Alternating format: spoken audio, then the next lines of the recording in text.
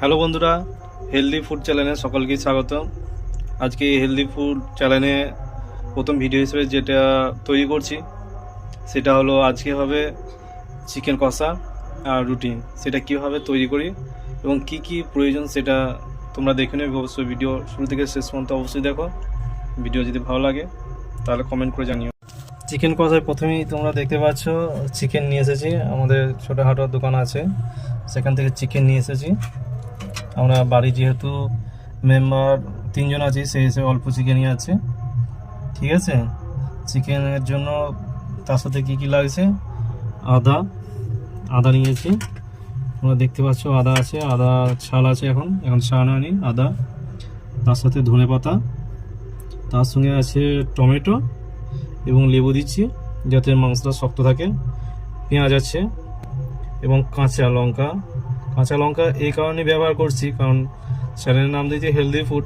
কারণ গুঁড়ো মশলা তোমরা জানো শরীরের জন্য কতটা ক্ষতি, তাই গুঁড়ো লঙ্কা দিচ্ছি না, কেবল কাঁচা লঙ্কা দিয়ে রান্না করছি। কারণ কাঁচা লঙ্কা আমাদের শরীরের জন্য অনেকটা ভালো এবং টেস্টও ভালো আনবে। হয়তো রংটা একটু ফ্যাটে লাগবে কিন্তু জিনিসটা ভালো হবে। আর আছে এই যে রসুন, এবং এছাড়াও আছে এই যে মশলা, যে মশলা দিয়ে রান্না হবে। এবং যেহেতু বলেছি রুটি করব, এটা আমাদের আটা, ময়দা দিয়ে রুটি অবশ্যই হয় না, এটা আটা আছে। সো এই জিনিস দিয়ে আমরা তৈরি করব। তো চলো প্রসেস শুরু করি। প্রথম আটাটা মাখিয়ে নেব। কীভাবে আটাটা মাখা, আটার মধ্যে আগে নুন দাও,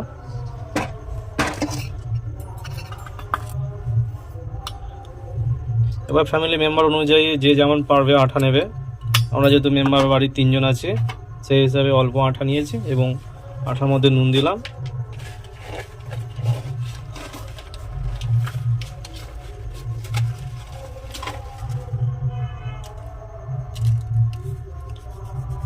এটা দিলাম হালকা কালো জিরে, কারণ কালো জিরের উপকারিতা অনেকটাই, সেটা পরে ভিডিও বলবো।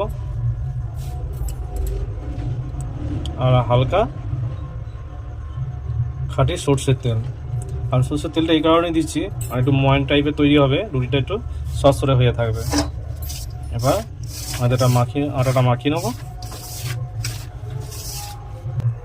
এবার দেওয়া হচ্ছে জল, যে যেমন যতটা প্রয়োজন অনুযায়ী আটা দেবে ঠিক তার প্রয়োজন মতো জল দেবে। বেশি যেন লেদে যেন না হয় সেই পরিমাণ জল দেবে।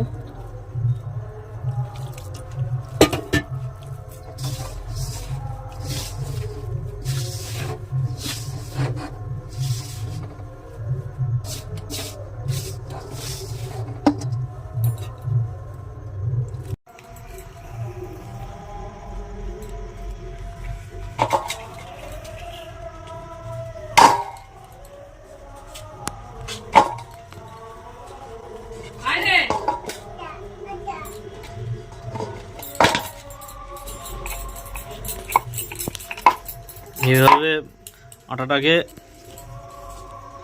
নরম করবে, নর্মাল একটা নরম দেখতে পাচ্ছ, এই যেরকম একটা নরম যে খুব একবারে সেইভাবে নরম করবে না, এরকম নরম করবে। এরকম নরম করার পর এরকম ছোট ছোট টুকরো করে নেবে।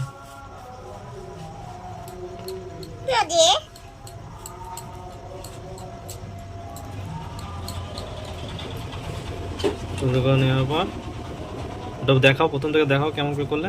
ওই টুকরোটাকে নিয়ে হাতের মধ্যে ওইভাবে ঘোরাতে রইলে এবং শেষে এইভাবে টিপে দিলে দিয়ে এরকম গোল করা হয়ে গেল। এবার প্রত্যেকটা টুকরোকে ওইভাবে সেম একই রকমভাবে প্রসেস রইল, একই রকমভাবে করবে।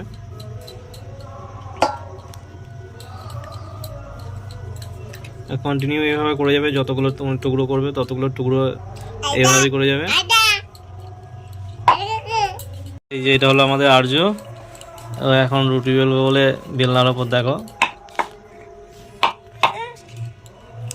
রুটি করবে, তুমি রুটি করবে? হ্যাঁ, এই যে আমাদের যে কটা টুকরো হয়েছিল দেখো প্রত্যেকটা গোল করা হয়েছে।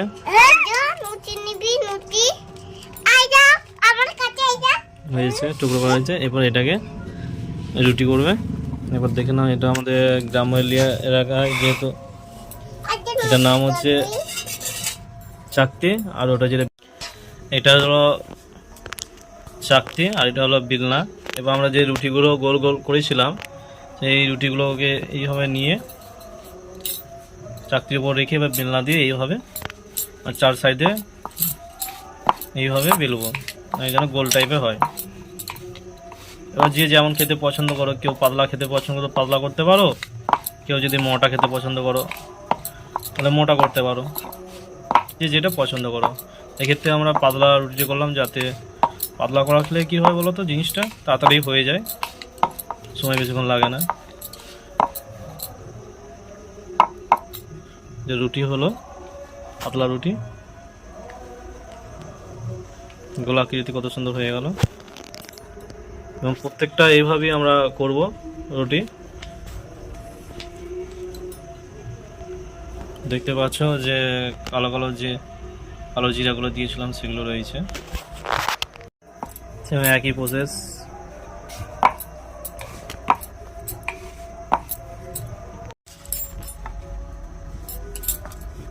তা এর মধ্যে রুটিগুলো দেবো।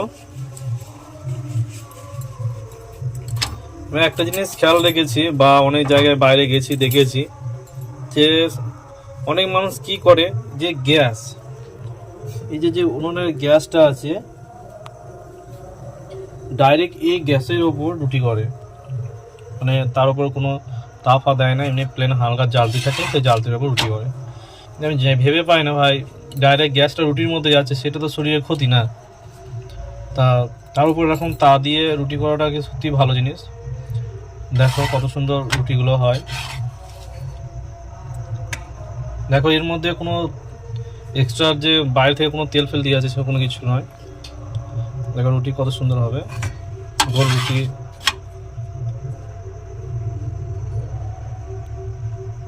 কিছুক্ষণ মানে এদিক ওদিক দু পিটি সবসময় ইয়ে করবে, দেখবে কোন সাইডটা ইয়ে হচ্ছে, কোনো ধরে না যায় সেই জিনিসটা খেয়াল রাখবে। আর কাঁচা কাঁচা যেন না থাকে,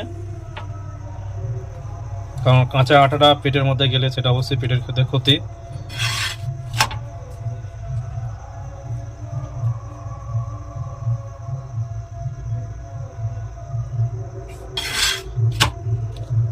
রুটি এভাবে করবে যেন ধরে না যায়, কারণ যখন দেখবে এদিকটা হয়ে গেছে ওই সাইডটা উল্টাবে, আবার যখন দেখবে ওই সাইডটা হয়ে গেছে এই পিঠটা উল্টাবে, দু পিঠি সবসময় এদিক ওদিক করে উল্টাবে যাতে ধরে না যায়।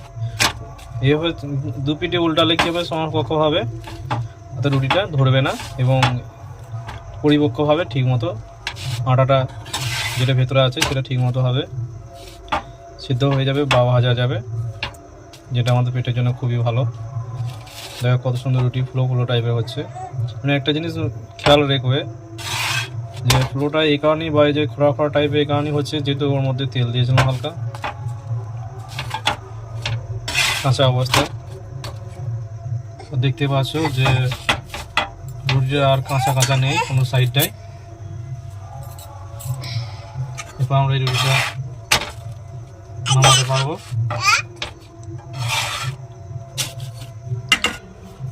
দেখো কত সুন্দর হয়েছে রুটি।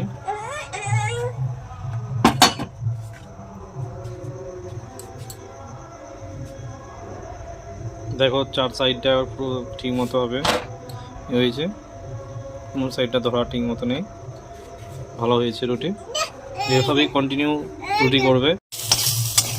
মিনিমাম 3-4 মিনিট পর আমাদের আলু ভাজা হয়ে গেছে। এবার এই ভাজাগুলো আমরা একটা আমাদের পাত্রের মধ্যে তুলে নেব, যেটা আমাদের বাঙালিরা বাটি বলে থাকে। বাটির মধ্যে আলু ভাজাগুলো তুলে নিলাম। এরপরে আবার তেল দেবো, সর্ষের তেল।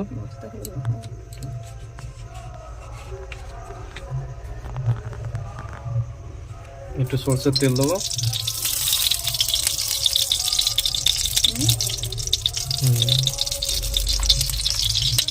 এরপর দেবো পেঁয়াজ,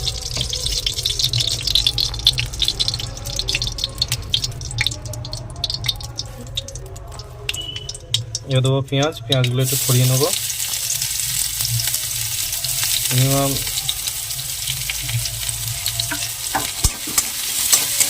যে যেমন পেঁয়াজ যতটা পরিমাণ পেঁয়াজ দেবে সেই পেঁয়াজ তোমরা করে নিতে পারো। পেঁয়াজটা হালকা লালচে লালচে হয়ে থাকে, যেন ঘুরিয়ে ফেলো না বেশি।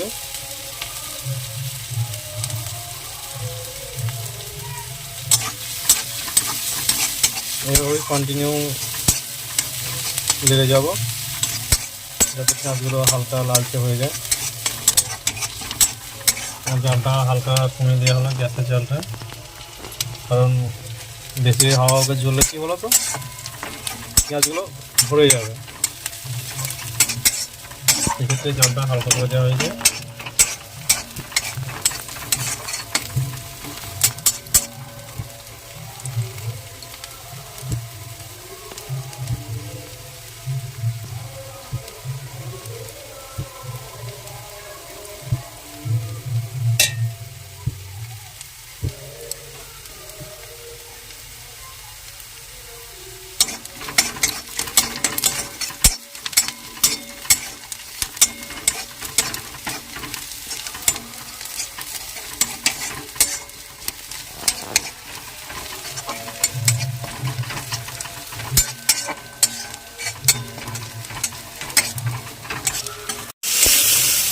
এভাবে কন্টিনিউ করে যাব।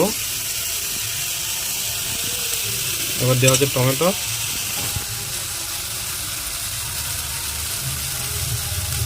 টমেটোগুলো দিলাম। টমেটো দেওয়ার পর হালকা করে নুন দিলাম আর দেখুন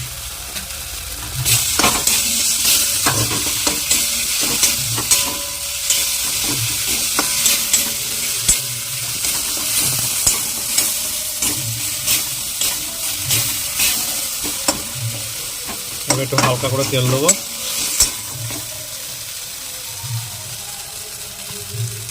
হালকা তেল। একটা জিনিস তোমরা মাথায় রাখবে যে মাংস রান্নার ক্ষেত্রে তেলটা মানে খুব বেশি হওয়ারকে দিও না, যতটুকু প্রয়োজন ততটুকু হিসাবে দিও, কারণ তেলও আমাদের শরীরে খুব একটা ভালো জিনিস নয়। এবার কন্টিনিউ কিছুক্ষণ নাড়বো। এরপর দেবো আমাদের মাংসগুলো, যে মাংস আছে সেই মাংস দেবো। এটা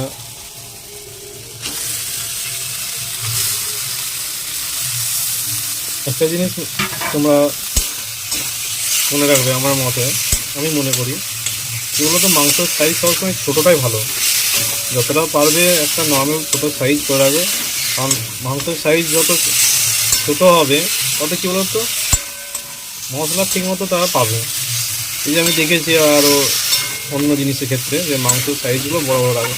এবার সত্যি করে বলো তো তোমরা যে বড়ো বড়ো মাংসের সাইজগুলো থাকে সেই ক্ষেত্রে কি সেই জায়গা ঠিকমতো টেস্ট হয়? কারণ বড় মাংস থাকলে কিন্তু সব জায়গায় মশলা পৌঁছায় না, না ঠিকমতো নুন পৌঁছায়, আরও যে আদার্স মশলা থাকে সেই মশলাগুলো পৌঁছায়।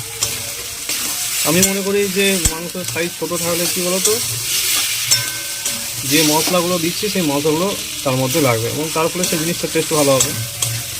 এবং কন্টিনিউভাবে নেড়ে যাব বা একটু করে হালকা করে জল দেবো,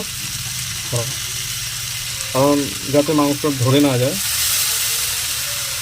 যে আবার কন্টিনিউ যাবো। একটা জিনিস মাথা রাখবে যে যেন ধরে না যায়, যখনই ধরে যাবে তখনই হালকা করে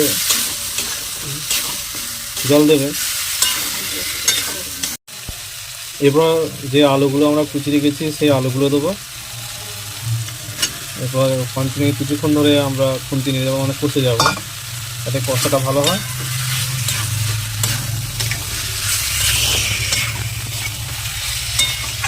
এবার দেবো লেবু হালকা করে।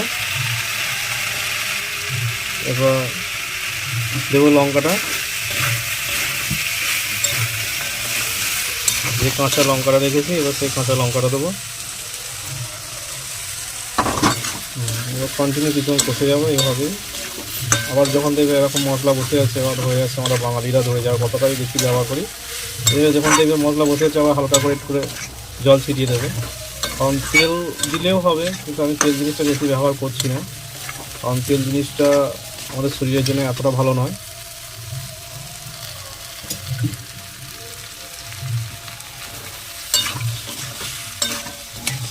হালকা করে জল দিয়ে দেবো সাইডগুলো, যাতে মশলা না মুছে যায়।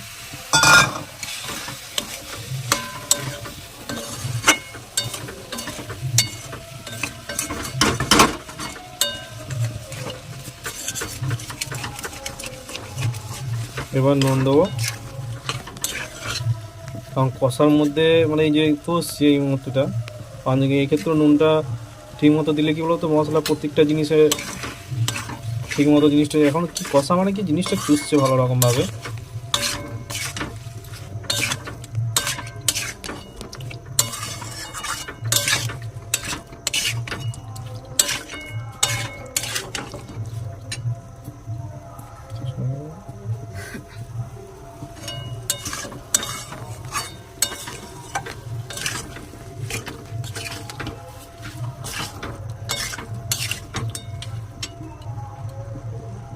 এভাবে কিছুক্ষণ রেখে দেবো এবং যাতে হালকা সেদ্ধ হয়ে যায়, কারণ যেহেতু আমরা কষা টাইপের তৈরি করবো, ঝোল করবো না। ঝোল করলে হয়তো এই মুহূর্তে জল দিয়ে দিতাম, কারণ হালকা জল এই কারণে দিচ্ছি যাতে মাংসটা আলুটা সেদ্ধ হয়ে যায়। বেশি পরিমাণে জল দিলে সেটা সেদ্ধ হতে সময় লাগবে, সেই কারণে হালকা করে জল দিয়ে যে জিনিসটা সেদ্ধ করে নেওয়া হচ্ছে। এবং কারি প্রয়োজন মতো জল দিয়ে দেবো পরে।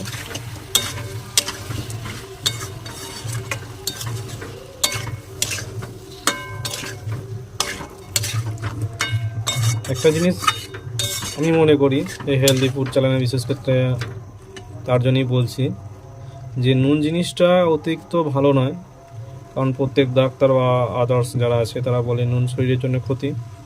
সেই হিসেবে অতিরিক্ত জিনিসটা দেবে না। একটা জিনিস মাথায় রেখো যে যে কোনো জিনিস অতিরিক্ত মানেই সেটা খারাপ। চেষ্টা করবে প্রয়োজন মতো নুন দেওয়ার মতো, যাতে একটা নর্মাল টেস্টিং হয়। এভাবে কন্টিনিউ কিছুক্ষণ করবে এভাবে, যাতে মাংস আলু দুই হালকা সেদ্ধ হয়ে যায়। এবার মিনিট 5 করার পর এবার আমরা জল দিয়ে দেবো। খুব বেশি জল দেবো না, কারণ জিনিসটা আমরা যেহেতু কারি করবো, মাখো মাখো টাইপের করবো।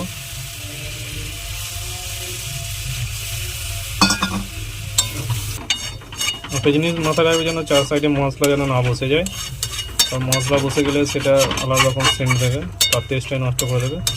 তাই যতটা পারবে যেন মশলা না বসে সেই ব্যবস্থাটা করবে বা খেয়াল রাখবে।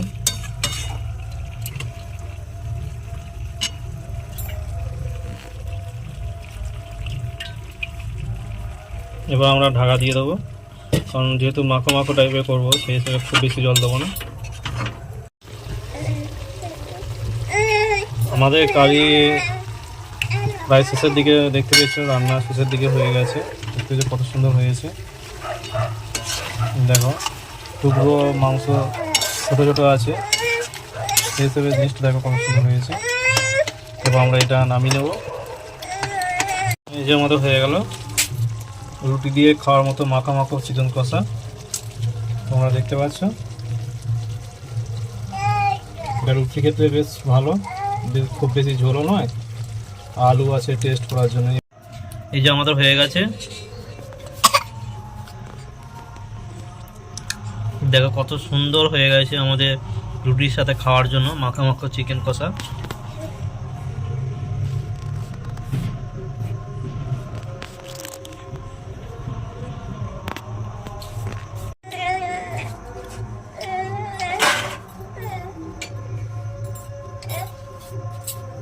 দেখতে পাচ্ছ রুটি হয়ে গেছে, একটা দুটো তিনটে চারটে রুটি খাবো।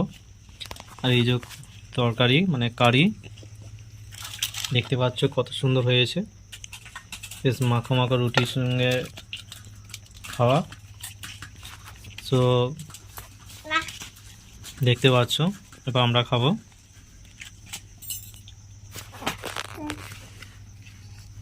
এটা মাংস হয়ে যায় খেয়ে, এবার মাখাবো। ধনে পাতাগুলো কাঁচা কাঁচা আছে, বেশ ভালো লাগছে দেখতে। এদিকে হেভি টেস্ট, না খেলে বুঝতে পারবে না। যে প্রসেসটা যে হিসাবে দেখিয়েছি ওইভাবে তোমরা রান্না করে দেখো, মানে এত সুন্দর টেস্ট, মানে বলে বোঝাতে পারবো না। রুটি কত সুন্দর গোল রুটি, তারপরে এই যে কারি মশলা, মাংস, হেভি হেভি হেভি।